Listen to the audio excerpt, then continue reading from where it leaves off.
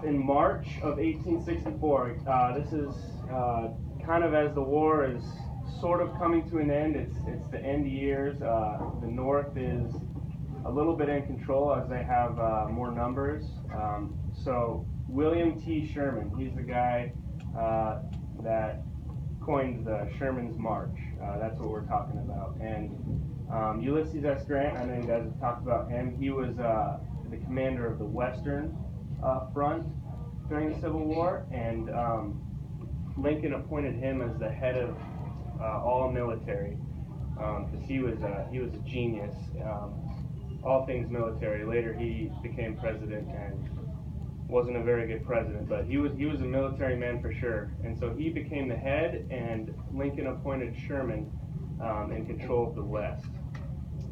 So in March he takes control of Grant's position. So in May, Sherman and his men advance on Atlanta. So he again has control of the West. Okay, so him and his men are engaging the South's men in Atlanta, and he has, I think, 40,000 more troops than the South at this region. So he has overwhelming numbers, and they expected to take Atlanta pretty quickly, and it took 4 months. If you really think about it, if you have a lot of troops covering that much ground, you're bound to move a lot slower. I mean, you got to carry a lot more food and supplies for everyone. So it took 4 months. Sherman's army finally captured Atlanta. So now the Sherman's March to the sea. This is what we're talking about. William T. Sherman, he came up with this idea where he wanted to take his men and march straight down to the sea all the way through Georgia. He wanted to make Georgia howl. And Lincoln was a little hesitant of this plan because, first of all, the North was kind of in control of the war at the time, and Lincoln was thinking ahead. He was thinking construction, because in the beginning, what was Lincoln's whole goal with the war? What did he want to do? Well, before that, to reunite the Union, exactly. So he's thinking if Sherman goes on this march to the sea, it's going to just destroy a ton of the South, and he doesn't want that because his whole goal is to reunite the Union. Exactly. So in November, Lincoln finally, he says, if I get reelected, then you can go on this march to the sea. And when Sherman captured Atlanta, that actually helped Lincoln get reelected.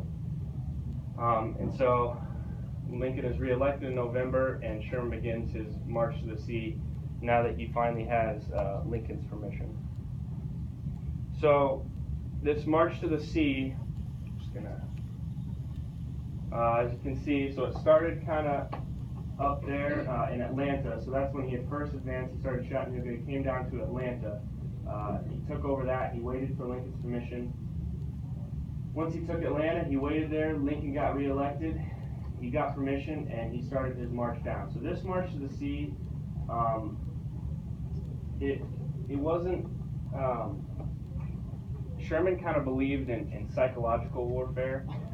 So his goal was to break the Confederates' will to fight. So he wasn't just going and killing everybody in sight.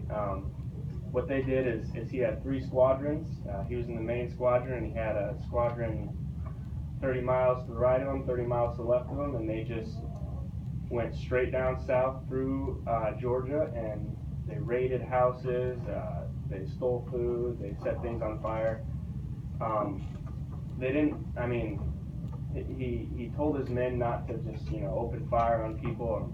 Not all of them listened, obviously. I'm sure there were people on squadrons that just started opening fire on the South, but his goal was not to just kill everyone. He wanted to beat them into submission by breaking their will. So make sure you put this down right here. The goal, Sherman's goal of his whole march, was to break the Confederates' will to fight. And ultimately he did. The march was pretty devastating. he wanted to hurt the morale of the South, and he did just that. He frightened the citizens, and he destroyed their food supply, and he left them hungry and demoralized. And so his plan worked. And because of this, General Lee is fighting up north against General Grant's troops. And when Sherman just plows through Georgia, his plan was to go back up and capture and surround General Lee. But before that, he even got up there in April of 1865, General Lee surrenders. So Lee was surrounded, and Grant's troops finally broke through, so he was pretty much forced to surrender. So I'm going to ask you guys a question, and think about it for a minute on your own, and then I can have you talk to a partner. But put yourself in Lincoln's shoes. So everyone here, pretend you were the President of the United States at the time, and General Sherman is in your ear bugging you. He says, "Let me take this march to the sea." If you're Lincoln, do you want to let him go on that march to the sea, knowing all the destruction that's going to follow, and knowing that at the end of the war, once you eventually win, you're going to have to bring the Union back together after all that destruction? Or are you saying, let's hold off, let's wait until let this war drag on a little longer so there's not quite as much destruction? Think about it. Write it down in your notebooks, and then I'm going to have you talk to a partner in a second.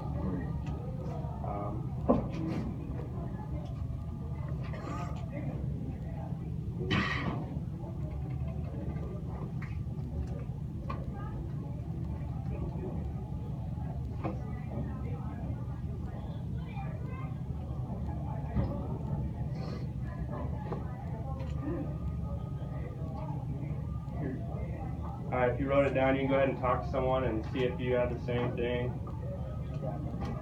as them.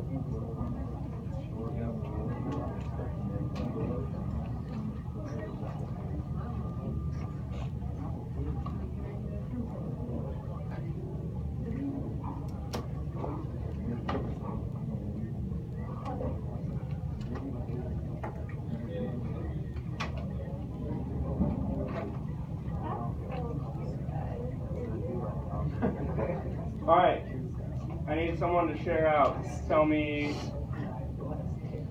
what their thoughts are. They're President Lincoln. You're President Lincoln. I need someone to share with me what they're doing and why. Yeah. I'd let him go because the work that there's no need for it to go on and wait. We can just do it here. Okay.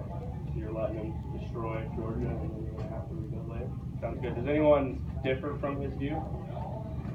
I put no because it isn't really needed. It just causes separation. Yeah, for sure. That's exactly what Lincoln struggled with, because Lincoln's goal was to reunite the Union, and that whole march destroyed Georgia, and that's not what he wanted. So he struggled with that, but good. So we're gonna move on real quick. We're going to talk about, I know we already kind of went over this, the 3 plans for Reconstruction. After this, we're going to fill out a diagram, a Venn diagram. So make sure you're taking notes, because you can use those notes to help you with the Venn diagram. And then we'll get into more interactive plans. So the first plan is Lincoln's plan. I know we already went over this again. It's going to be real quick, but Lincoln's plan. This was early in the war, proclamation of amnesty and Reconstruction, or the 10% plan. I know you guys talked about this. Does anyone want to remember what this is? Nobody? So the 10% plan is that Lincoln basically said that if 10% of the eligible voters in the state in the South pledged their allegiance to the North, then he would allow them to set up a state government. Only 10%. So you got to remember, Lincoln, again, his ultimate goal is just to bring the Union together as quickly as possible. Now that they've won the war, They've got it all handled. He just wants to get the union together as quick as possible. So he's allowing them only 10% to pledge their allegiance to the union, and also there's a pardon for and restoration of property for those in the South who may have lost their property, except for high military officials. Obviously, they played a bigger part in the war, so he didn't do that. And then Lincoln also, he wanted the South to come up with a plan to protect the slaves. After the slaves are freed, I mean, they're on their own, and they got to find a job in the South where many people aren't going to want to employ them. Obviously, they just fought to keep the slaves and lost. So Lincoln wanted to come up with a plan to protect the slaves as well. So Lincoln's plan, he was planning on carrying this out, and then obviously he got assassinated by John Wilkes Booth, and his predecessor, Andrew Johnson, had a plan that was similar to Lincoln's, but a little less harsh on the South. He still had a 10% plan, and he wanted each state to withdraw their succession from the Union, basically say that they're back in the Union. They never seceded. But another difference is he wanted to abolish slavery, but he didn't really want to protect the slaves. He had no plan to protect the slaves because he didn't see them as equal to white men. And also, he was willing to, if they did all of those things, just wipe all of the war debts away. So obviously the South loved this plan because they weren't going to have any debts, and there was nothing to protect the slaves. It's pretty similar to Lincoln's plan, but a little easier on the South. And then I know you guys kind of talked about the feud President Johnson had with Congress, so that's the radical Republicans. And they wanted to punish the South, so they came up with the Freedmen's Bureau. And the Freedmen's Bureau was an agency, basically, that assisted former slaves and poor white men. They provided food and schools and medical care and whatnot for a while. And also, they passed the Civil Rights Act of 1866, which forbade states from passing discriminatory black codes laws. I know you guys talked about Johnson vetoing these plans, so Johnson vetoed them, and they passed it anyway. So this kind of shows that Congress is starting to really gain power at this time. The president, doesn't want these plans into action, but they passed them anyway. So, yeah, 3 plans: Lincoln's plan, Johnson's plan, and the radical Republican plan. So, I'm going to pass out Venn diagram. I think you all know what a Venn diagram is. They're blank, so you're going to need to write Lincoln, Johnson, and you could just put Congress or radical Republicans. And every circle should be filled out. So Lincoln and Johnson have a similarity. Congress and Johnson's plan have a similarity. And you can fill these out quietly, and we'll go over them in a second.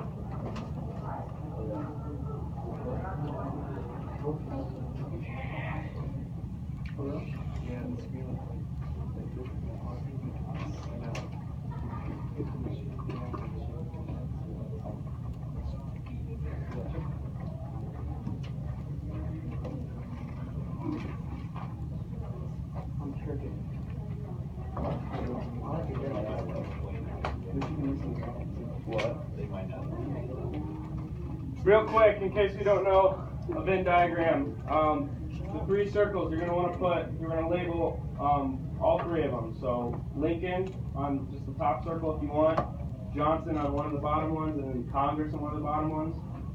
So, here. if I'm having this top circle as Lincoln's plan, I'm going to put some of the things